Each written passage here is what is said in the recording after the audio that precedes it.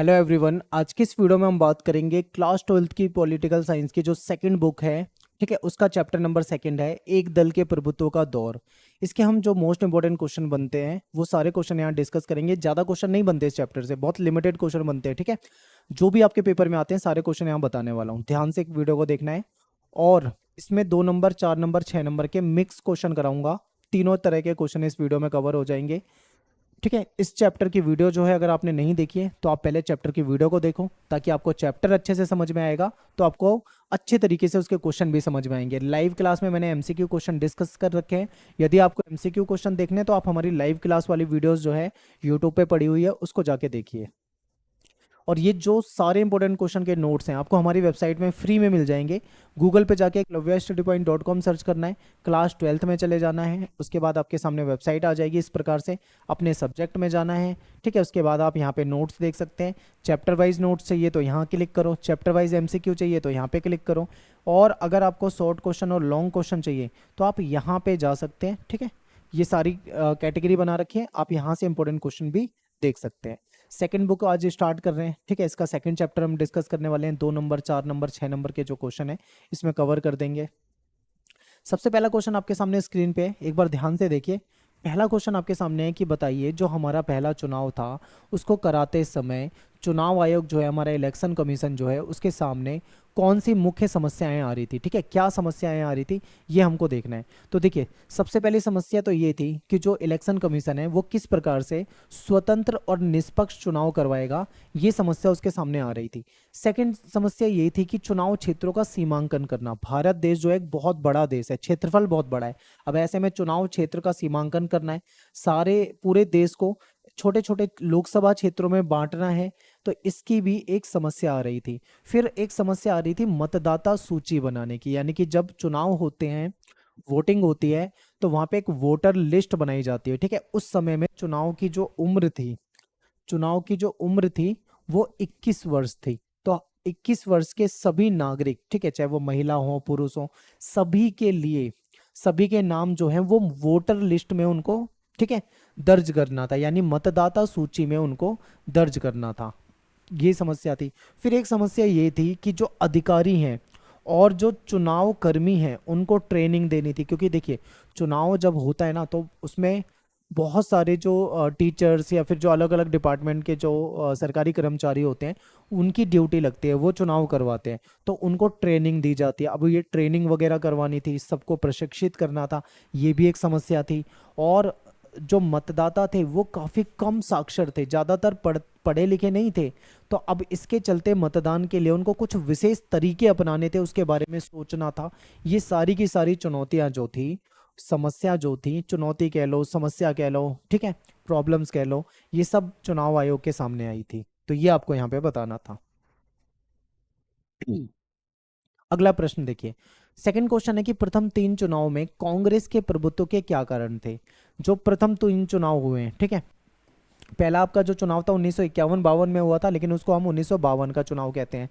फिर 1957 में हुआ था, फिर 1962 में हुआ था। इस तरीके से हमारा पहला चुनाव, दूसरा चुनाव और तीसरा चुनाव हुआ था।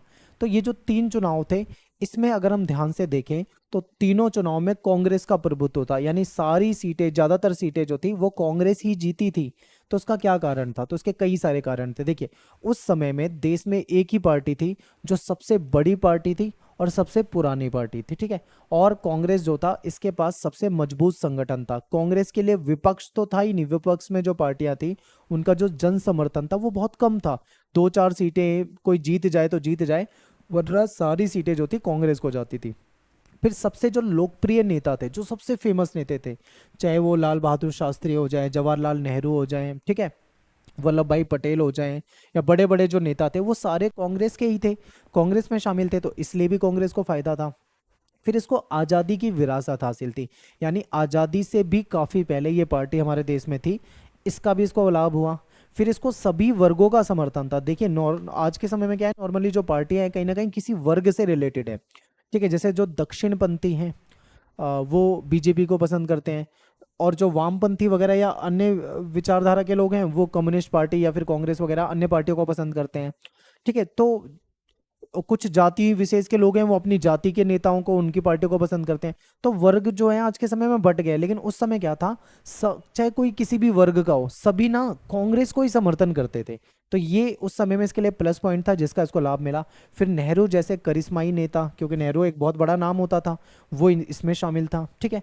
और सबको साथ लेकर चलने की जो कांग्रेस का नेचर था, प्रकृति थी, इसकी वजह से भी कांग्रेस का प्रभुत्व था।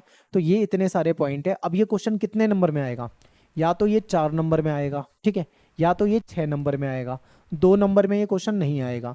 तो इसके आपको या तो 4 पॉइंट लिखने हैं या 6 पॉइंट लिखने हैं। यहाँ पे आपको ज़्यादा पॉइंट दिख रहे हैं, आपको 4 या 6 ही लिखने हैं, उसको एक्सप्लेन कर देना थोड़ा थोड़ा। अगले क्वेश्चन को देखिए, कांग्रेस किन अर्थों में एक विचारधारात्मक गठबंधन थी? ये बहुत इंपॉर्टेंट है, ठीक है, बहुत इंपॉर्टेंट।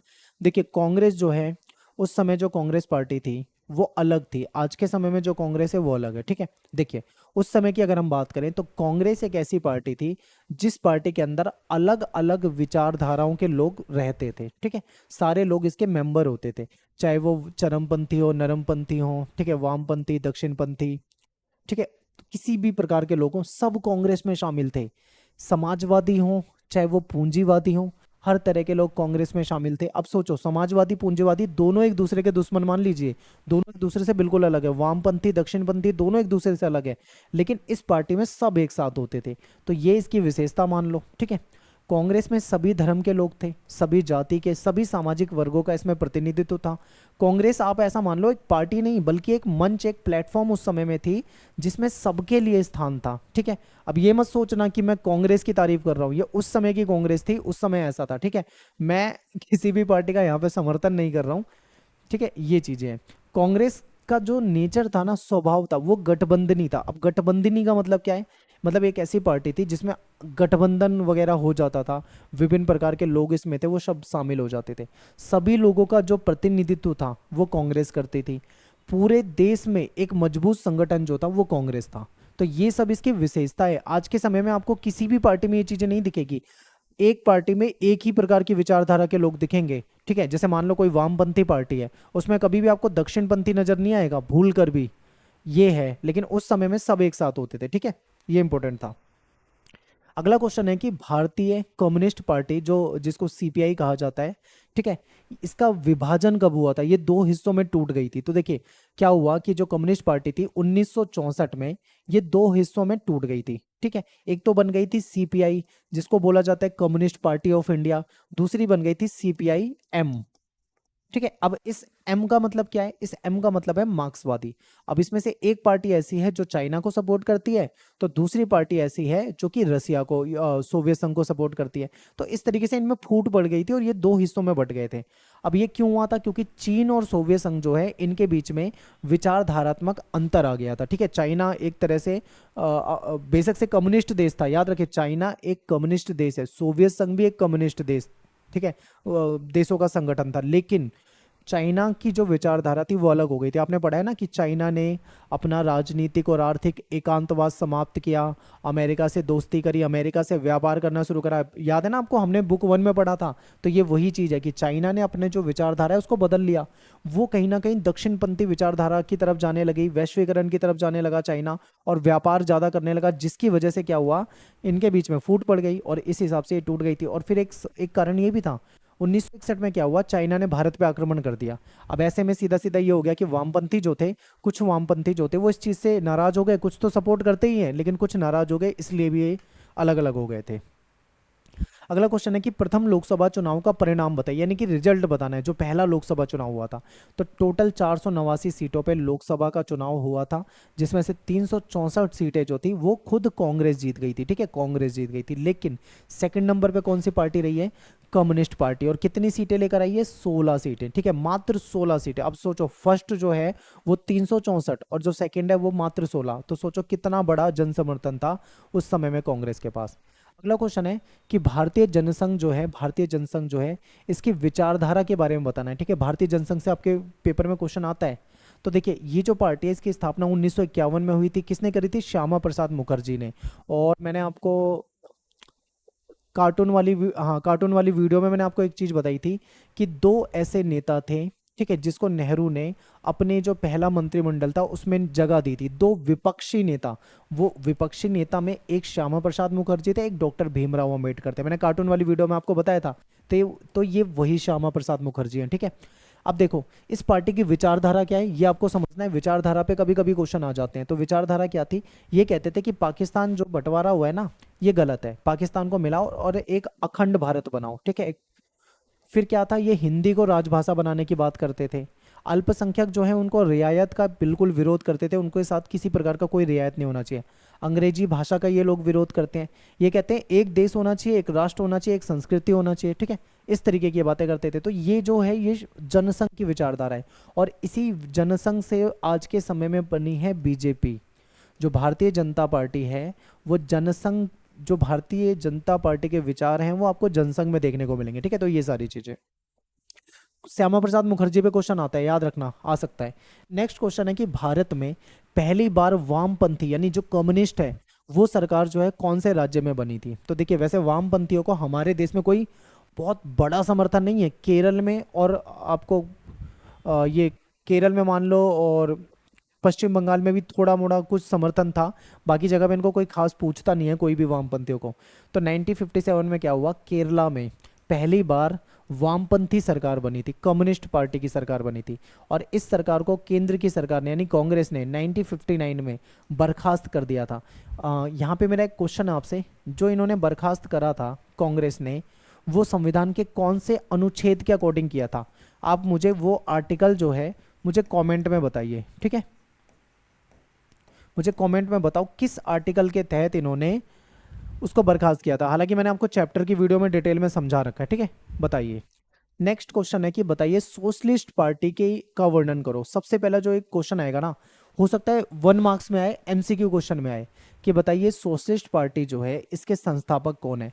तो ये नाम रट लो, आचार्य नरेंद्र देव। ये क्वेश्चन सीबीएसई में इतनी बार आता है कि आप सोच भी नहीं सकते हो। ठीक है, बहुत इंपॉर्टेंट है। तो ये तो आपको नाम याद हो गया। अब समझो इस आखिर ये है क्या। तो देखिए 1934 में सोशलिस्ट पार्टी जो है इस ये बनी थी, और कांग्रेस के भीतर ही जो युवा नेता थे उन्होंने इसको बनाया था।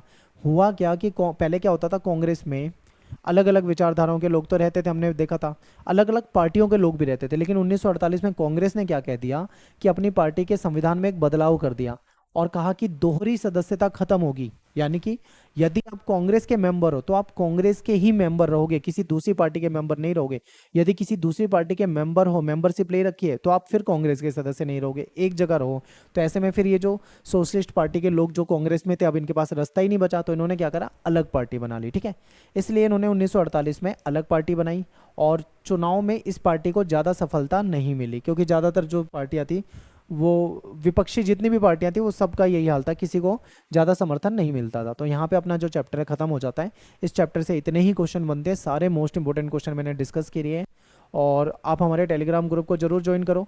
लाइव क्लास जब भी आपकी होगी, ठीक है, तो सारी डिटेल आपको हमारे टेलीग्राम चैनल पे मिल जाएगी और पीडीएफ नोट्स मिल जाएंगे। इसके लिए आपको क्या करना है, टेलीग्राम पे जाके class 12 ESP new group search करना है और वहाँ पे जाके ज्वाइन हो जाना है। ठीक है, यदि आपके मन में कुछ डाउट हो, आपको कुछ पूछना हो, तो मेरा नाम सतेंद्र प्रताप है, आप मुझे डायरेक्ट मैसेज कर सकते हैं इंस्टाग्राम पे। इंस्टाग्राम पे मैं आपको किस नाम से मिलूंगा, आप मुझे एकलव्य स्टडी पॉइंट के नाम से सर्च करोगे तो आप मुझे वहाँ पे देख सकते हैं। ठीक है, अब बात करते हैं, वीडियो आपको पसंद आई होगी तो लाइक ज़रूर करना। ठीक है, लाइक कर दिया करो, कमेंट कर दो और शेयर कर दो। मिलते हैं नेक्स्ट वीडियो में। Thanks for watching.